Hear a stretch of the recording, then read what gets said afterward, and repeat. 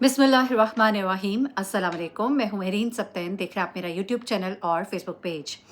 नाज़रीन, बहुत सवालात थे आपके। आज मैं एक और मौजू पे बात करना चाहती थी, लेकिन जब मैंने अपना इनबॉक्स भी देखा, जब मैंने अपने मैसेजेस देखे, आप लोगों के इतने सवालात थे जिनको जवाब देना बहुत ज़रूरी था। कुछ नई डिटेल्स है रजब फैमिली के हवाले से। रजब भट्ट और उनकी बीवी, अब मैं क्या बीवी कहूँ, एक तलाक का नोटिस चला गया है कि ज़ौजा जो थी, और अल्लाह करे कि कहीं दूसरा और तीसरा नोटिस ना ही जाए, तो मैं तो यही दुआ करूँगी। उनके हवाले से कुछ ख़बरें हैं, कुछ बातें ईमान ने शेयर की हैं, वो आपके सामने रखनी है। कुछ बातें रजब ने कही हैं ईमान के कहने के बाद, वो आपके सामने रखनी है। उसके अलावा कुछ और बातें भी हैं मेरे दिल में जो मैं आपके साथ शेयर करूँगी, लेकिन बाद में, क्योंकि मैं चाहती हूँ कि पहले ख़बर आप तक पहुँचा दूँ। बस एक बात आती है दिल में, कितनी भी क्या जल्दी थी रजब को। रजब को इतनी भी क्या जल्दी थी, जहाँ पे औलाद होती है इंसान वहाँ पे 100 बार सोचता है। और इंसान इतनी बार सोचता है, कहता है चलो शायद देखते हैं, ज़रा ठहर जाते हैं, लेकिन इतनी जल्दी थी कि वेट भी नहीं किया। रमज़ान मुबारक का महीना, आखिरी अशरा, शहादत मौला अली अलैहिस्सलाम, और उसके बावजूद आपने तलाक का नोटिस भेज दिया। इतनी जल्दी क्यों थी?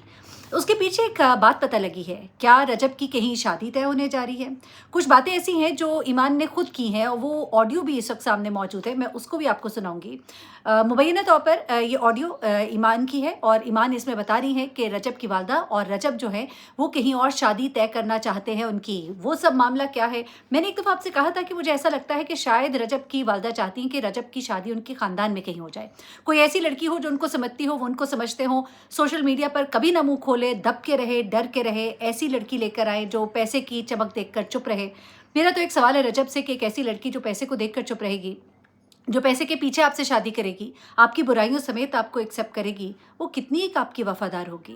कहते हैं ना कि जैसा पार्टनर होता है उसको वैसी ही बीवी मिलती है। शायद ईमान आपकी जैसी नहीं थी, तो शायद उसको आपका साथ नसीब नहीं होना था, और शायद कोई आपकी जैसी होगी जो आपको नसीब होगी। बड़ी माज़रत के साथ हमने सुना है ऐसा, कि कहते हैं कि जोड़े जो हैं वो एक जैसे होते हैं, शायद कुछ इस तरह की बातें हैं। लेकिन चले इस बात को भी छोड़ के आगे बढ़ते हैं। लेकिन इन जल्दियों की वजह जो है वो ईमान की ऑडियो से आपको पता लगेगी, लेकिन उससे पहले मैं आपको कुछ चीज़ें बताती हूँ। बल्कि ईमान की ऑडियो की तरफ ही आ जाते हैं। ईमान की एक ऑडियो मुबैना तौर पे लीक हुई है, और वो मुबैना तौर पर कहा जा रहा है कि ईमान है, और ईमान इस ऑडियो में कह रही है कि मेरी बस हो गई है। अगर बच्चा बिगड़ा हुआ था, कहा जाता है बीवी ठीक कर लेगी, तो बीवी जो है वो कैसे ठीक कर ले? जो बिगड़ा हुआ है तो उसको कैसे काबू में कर ले, जिसको आप काबू में नहीं कर सके? फिर बीवी पर इल्ज़ाम लगा दिया जाता है कि काबू ना कर सकी। ये वैसे वाकई में औरत का जब शौहर इधर उधर जब भटकने लगता है ना, तो औरत को कहा जाता है कि तुम नहीं संभाल सकी। भाई कैसे संभालती? वो जो बिगड़ा हुआ है, जिसको आप नहीं संभाल सके, माँ बाप होके, उसको औरत बेचारी बाहर से आके कैसे संभाल ले? अच्छा, उसके बाद वो कहती है कि जब मेरी शादी हुई तो मैं खुश नहीं थी, मंगनी हुई तो मैं खुश नहीं थी, लेकिन फिर मैंने एडजस्ट कर लिया। यानी इसका मतलब ये है कि ईमान ये मंगनी, ये इस जगह पर शादी नहीं करना चाहती थी। ये एक बड़ी बात है। मैं तो हैरान हूँ सुन के। मुझे तो लगा कि शुरू से शायद वो बड़ी खुश थी इस शादी में। फिर उसने कहा कि मुझे सास और नंद का रवैया अच्छा ना लगा, लेकिन मैंने सोचा शायद बाद में बदल जाएगा, लेकिन बाद में भी ना बदला, और उनका बिहेवियर मेरे साथ अच्छा नहीं था, और वो मेरे बहुत ही आहिस्ता आहिस्ता खिलाफ हो गई। फिर वो ये भी कहती है कि मेरी सास नई बहू ढूंढ रही है और मेरा शौहर नई बीवी ढूंढ रहा है। और ये जो जिस खातून से वो बात कर रही थी, कहती है कि आपके बताने के बाद मुझे ये चीज़ अब कन्फर्म हो गई है। अब रजब भट्ट जैसा शख्स, मैं समझती हूँ कि वो जल्दी शादी तो नहीं करना चाहेगा। आज़ाद रहना पसंद है, आज़ादी बड़ी अच्छी लगेगी, और उन्हें पता लग गया होगा कि शादी तो पाँव की बेड़ियाँ होती हैं, और ऐसे लोगों के लिए तो बहुत मुश्किल होता है जो हर वक्त दोस्तों यारों में रहना पसंद करते हैं। तो उनके लिए शादी जो है वाकई पाँव की बेड़ियाँ होती हैं। ऐसे में अब इल्ज़ामात रजब फैमिली ही लगा रही है रजब भट्ट के ऊपर और उनकी वालदा पर कि उन्होंने उसका घर बसने नहीं दिया। उसकी वजह यह है कि खास तौर पर ईमान ने ये बात बताई है, हमारे एक सहाफ़ी भाई हैं आसिफ, उनको बताया कि रजब की वालदा ने अपना फ़ोन मुझे ब्लॉक कर दिया था, नन ने ब्लॉक कर दिया था, इवन जहांगीर तक ने ब्लॉक कर दिया था। घर में जो उनके वो लड़का होता है, वो जो एडिटर है, उसने भी ब्लॉक कर दिया था। तो मैं किससे बात करती? उनसे कहा गया ना कि आप कोई बात करने की कोशिश करती। उन्होंने कहा मैं किससे बात करती? सिर्फ रजब ने मुझे ब्लॉक नहीं किया था, और वो भी मेरा मैसेज देखता था, मेरा फ़ोन कॉल रिसीव नहीं करता था, मेरे मैसेज को देख के जवाब नहीं देता था। तो फिर आप मुझे बताएं ना, कौन सी अक्कड़ थी जो कहा जा रहा है? कौन सी वाली अक्कड़ है जो आप उसकी निकालना चाहते थे? वो वाली अक्कड़ जिसके बारे में जहांगीर कहता है कि अभी तो एक नोटिस आया था, थोड़ा चुप कर जाती ना, आपको सोशल मीडिया पे आने की क्या ज़रूरत थी? क्या आपने किसी जगह पर इसकी भी ब्रेकिंग न्यूज़ देनी थी जो आपको ये खदशा है, या आपको ये दुःख है कि उसने क्यों बता दिया? क्योंकि हमने सुना है कि शायद किसी जगह अभी ये ब्रेकिंग न्यूज़ देनी थी कि ईमान को तलाक भेज दी गई है, तो वो इन्होंने पहले बता दिया, तो आपका वो पॉइंट स्कोर जो है, या किसी को आपने शायद खुश करना था तो वो खुश नहीं कर सके किसी के पॉडकास्ट में। लेकिन अब ये हो गया ना, अब उसने बता दिया। अब जहांगीर साहब कह रहे हैं सोशल मीडिया पे आके कहने की क्या ज़रूरत थी? यानी आप एक लड़की के मुँह पर तलाक भेज रहे हैं और आप कह रहे हैं कि क्या ज़रूरत थी, चुप रहती, और फिर तुम भीख मांगती हुई वापस आती। आप क्या सोच रहे हैं कि वो क्या कौन सी वाली अपनी अना तोड़ती, कौन सी वाली अपनी अना को कुचलती? उसने अपने बेटे का हाथ उस पे रखा तो उसने सिर्फ ये बताया कि ये तलाक सिर्फ मैंने नहीं, तुम्हारे बेटे ने भी रिसीव की है। और जिस बंदे को इतनी तकलीफ दी जाए, इतना दुख दिया जाए, वो फिर भी कुछ ना बोले, वो तो खामोश रही ना इस पूरे पीरियड में। हाँ, बोलेगी, अभी वो आएगी, बोलेगी। रमज़ान मुबारक के बाद वो बोलेगी, आप लिख लीजिए। और मैं आपको बताऊँ, इस वक़्त रजब फैमिली की फॉलोइंग बहुत नीचे आना शुरू हो गई है। वो लोग जो सही मानों में अहले दिल है, वो अब रजब भट्ट को नहीं देख रहे। लोग सिर्फ़ इसलिए देख रहे हैं कि देखें कि कोई नई बात तो नहीं कर रहा। आप अभी देखिएगा, मैंने आपको मिसाल दी थी सितारा यासीन की। कहाँ मिलियंस की फॉलोइंग, मिलियंस की व्यूअरशिप, और वहाँ से वो नीचे आई 200-300 के पर। रजब भट्ट का हाल भी कुछ ऐसा ही होने जा रहा है। कितनी देर आप देखेंगे दोस्तों की उछल कूद, जब आप देखेंगे कि वो हंस रहा है, खेल रहा है, तो आपको ख्याल आएगा ना कि ईमान जो है वो बेचारी तकलीफ में है, उसकी माँ जो है वो तकलीफ में है। हाँ, कुछ गलतियाँ हुई उनकी तरफ से, लेकिन उन गलतियों की इतनी बड़ी सज़ा नहीं बनती थी। अभी भी वक्त है, पलट जाइए, वरना आपको पता लगेगा कि लोग आपके साथ नहीं खड़े होंगे। लोग इस वक्त भी नहीं खड़े, आप यकीन माने। जिससे बात हो रही है वो यही कह रहा है कि रजब ने गलत किया। मैं सारी ज़िंदगी ऐसा रिश्ता नहीं निभा सकता, मैं ये बोझ नहीं उठा सकता। तो बोझ तो वो भी उठाएगी ना, मुश्किल तो वो भी उठाएगी, पर वो तो तैयार है, बच्चे के लिए तैयार है। वो कहती है मैं बोझ भी उठा लूँगी, दिल में बोझ रख के भी मैं आपके साथ गुजार लूँगी ज़िंदगी। और जब आप साथ गुजारने लगते हैं ना, तो वो तल्खियाँ ख़त्म होनी शुरू हो जाती हैं। मियाँ बीवी के मामलात ऐसे हैं कि अगर आपकी सुलह हो जाती है ना, आप बहुत सी पुरानी बातें भुला देते हैं और आप आगे चल पड़ते हैं। यही इस रिश्ते की खूबसूरती है, यही निकाह के बोल की खूबसूरती है। तो फिर आपको चाहिए कि आप लोगों को बैलेंस करके चलें, वालदा को, बहन को और बीवी को, सबको बैलेंस करके चलें। इंसाफ के असूलों पर कायम है हमारा दीन, अदल और इंसाफ। अगर बीवी गलत है तो उसको टोकिए, वालदा गलत है तो उनको बताइए एहतराम के साथ कि प्लीज़ ऐसे ना करें। आपकी वालदा ने भी ईमान को चांस उस तरह नहीं दिया कि उसको सुन लेती, उसका फ़ोन ब्लॉक ना करती। फ़ोन ब्लॉक करने का मतलब ये है ना कि मैं तुम्हें मुँह नहीं लगाती, मैं तुम्हें अपने घर में नहीं आने दूँगी। अब यहाँ पर ईमान ने बहुत सी बातों के जवाब भी दिए, और फिर ईमान के जवाब पर रजब ने जवाब दिए। तो ईमान के कुछ जवाबों की तरफ आ जाते हैं। जिस तरह मैंने आपको बताया भी था कि वो चोरी वाला इल्ज़ाम उन्होंने कहा बिल्कुल गलत है, बात ऐसे हुई ही नहीं।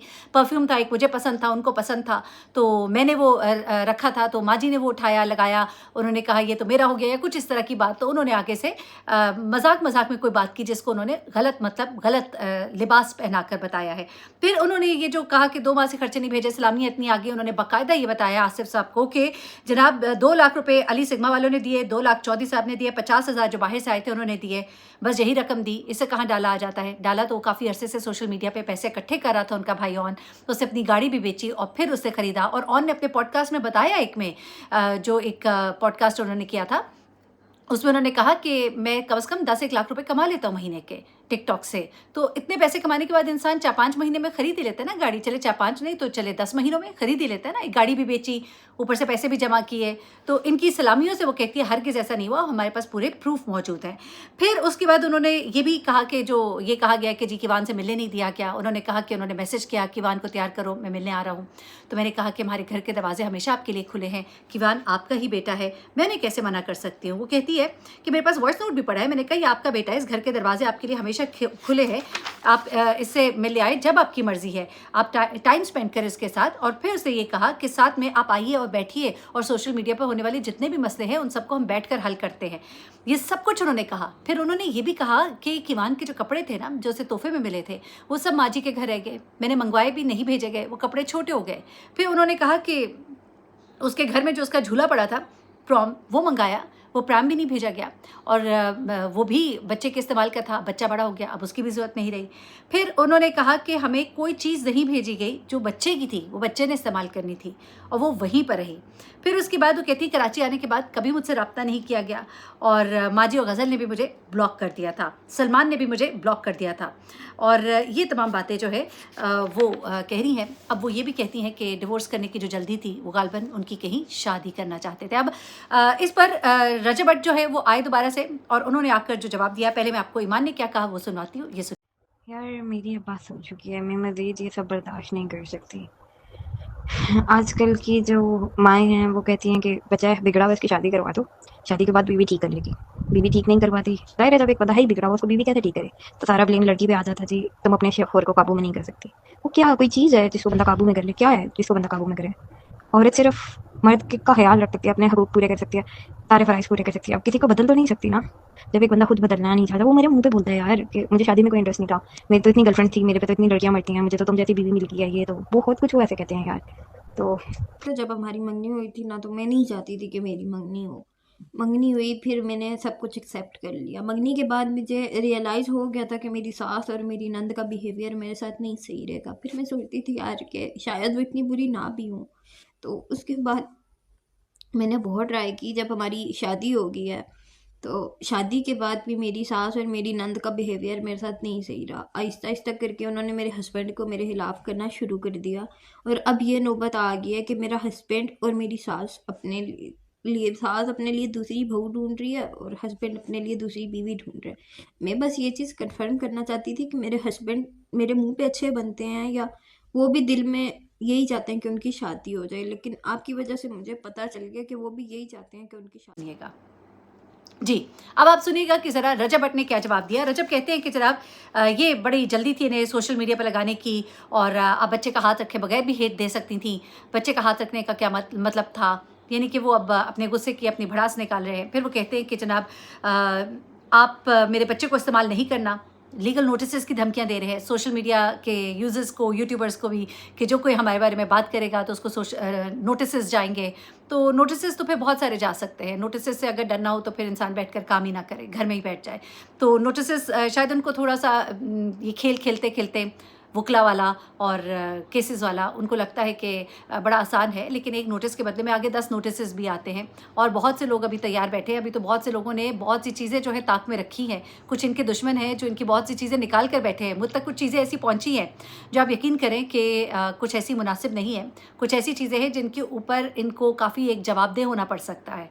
तो लोग, दुश्मन बहुत सारे हैं, दुश्मनदारियाँ इनको अब ज़रा ख़त्म करनी पड़ेंगी। इसीलिए तो इन्होंने कहा कि पतलू वगैरह से मैं अब आइंदा के बाद मेरा कोई मामला नहीं है, लड़ाई झगड़ा ख़त्म, मैं उनको कुछ नहीं बोलूँगा सोशल मीडिया पर, क्योंकि उनको पता है कि उनके जो एडिटर्स और उनके जो फॉलोअर्स हैं वो इनके खिलाफ बहुत कुछ इस वक्त इकट्ठा कर रहे हैं। बड़ा मटेरियल इकट्ठा हो गया, ख़ास तौर पे जब से इन्होंने पतलू के ऊपर कुछ इल्ज़ामात लगाए हैं, फितनतुल हिंदुस्तान और इस तरह की बातें की हैं, तो वो इनको कोर्ट के कुछ नोटिसेस भी भेजने लगे हैं, जिनको ये कहते हैं कि उनको मैं देख लूँगा।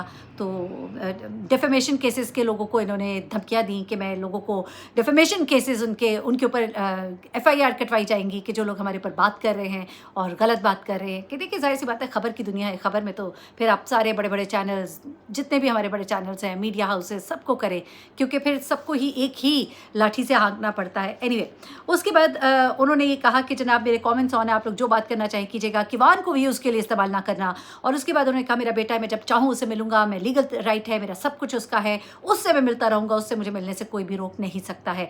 फिर उन्होंने वही बात की जो जहांगीर ने की कि भाई आपको क्या ज़रूरत थी, क्यों लगाया, नहीं लगाना था ना। ज़रा सुनिएगा रजब ने क्या कहा और मुझे इजाज़त दीजिएगा। अल्लाह हाफिज़। अभी जैसा कि आपने देखा कि इंस्टाग्राम पे ईमान ने स्टोरी लगाई। मैं एक चीज़ क्लियर कर दूं कि आपने स्टोरी लगाई, इससे ना आपकी जीत हुई ना मेरी जीत हुई। जीती सिर्फ आकड़ है, जीती सिर्फ ईगो है, नुकसान हमारे बच्चे का हुआ है। आपने ज़रूरी समझा कि आप स्टोरी लगाएं, बजाय इसके कि आप मुझे या मेरे किसी एक फैमिली मेम्बर को मैसेज करते। आपने ये ज़रूरी समझा कि शादी जाए बाढ़ में, डाइवोर्स हो रही है, हो जाए, लेकिन चलो लोगों को जो है ना वो पर्सपेक्टिव क्लियर होना चाहिए कि हाँ भी हम ठीक हैं, ये लोग खराब हैं।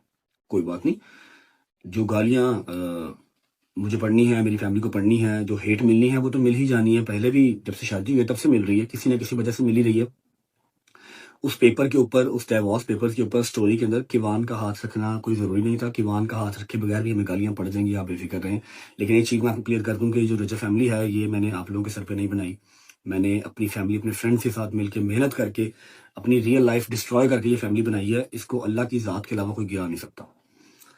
एक चीज़ ये हो गई, और दूसरी बात ये है कि जी मेरी तरफ से सोशल मीडिया के ऊपर आज के बाद मेरी लाइफ जो पर्सनल है, जो शादी है, जो भी है, जिंदगी है, इसके ऊपर कोई बयान नहीं होगा। पहला नोटिस चला गया है, शरई और कानूनी दोनों हक मेरे पास हैं। दूसरा नोटिस की जो डेट होती है वो उसके अकॉर्डिंगली ही जाएगा।